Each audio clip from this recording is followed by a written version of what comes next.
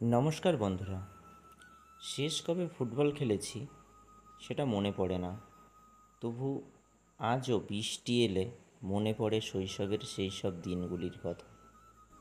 মনে পড়ে স্কুল থেকে ফেরার পর বিকালবেলা একসঙ্গে বন্ধুদের সাথে হুড়োহুড়ি করে ফুটবল খেলতে যাওয়ার কথা। মনে পড়ে বৃষ্টির দিনে একসাথে সব বন্ধুরা মিলে হুড়োহুড়ি করে ফুটবল খেলার সেই সব দিনগুলির কথা।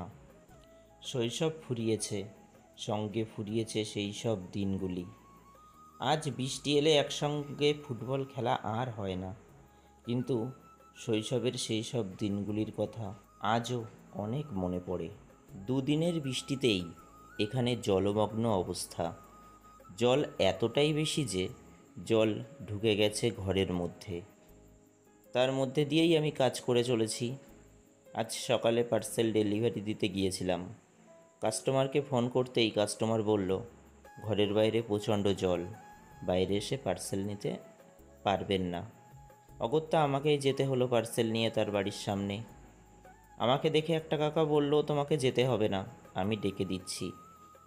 এটা বলার পর কাকাকে আমি বললাম, কাকা আমি আমার অবস্থায় তাকে সবই বলেছি, কিন্তু তবুও সে পার্সেল নিতে আসতে রাজি নয়। অবশেষে কাকা গিয়ে তার ঠাকুমাকে ডাকলো। তার ঠাকুমা এসেই পার্সেলটা আমার হাত থেকে নিল। ঠাকুমা এলো বলেই আমাকে আর জলের মধ্যে পুরোটা যেতে হলো না, না হলে হয়তো আমাকে এই জলের মধ্যে দিয়েই পার্সেলটা গিয়ে ডেলিভারি করতে হতো। জলের মধ্যে দিয়ে যে শুধু আমি একা কাজ করছি তা নয়, এখানে গ্যাস ডেলিভারি বয়রাও এসছে গ্যাস ডেলিভারি দিতে, কিন্তু এই জলের মধ্যে দিয়ে তাদের গাড়িটাও নিয়ে যাওয়া সম্ভব হয়নি। আমি যে রাস্তা দিয়ে এখন যাচ্ছি সেটি কিন্তু পিচের রাস্তা। রাস্তাটি একদম যমুনা নদীর পাশেই। দুটি গ্রামের মধ্যে যোগাযোগ স্থাপনের একমাত্র রাস্তা এটি।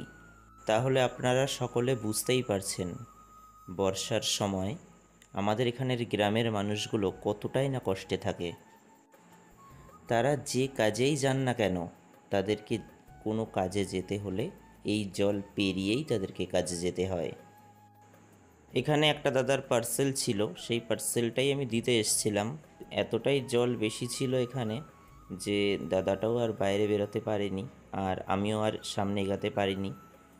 বেশি এগালে হয়তো গাড়ির ব্যাটারিতে জল লেগে যেত, তো সেজন্যই আর আমি রিস্ক নিইনি। আমি সোজা পার্সেলটা কাস্টমারের সাথে কথা বলে পার্সেলটা ফিরিয়ে নিয়ে অফিসে চলে আসি।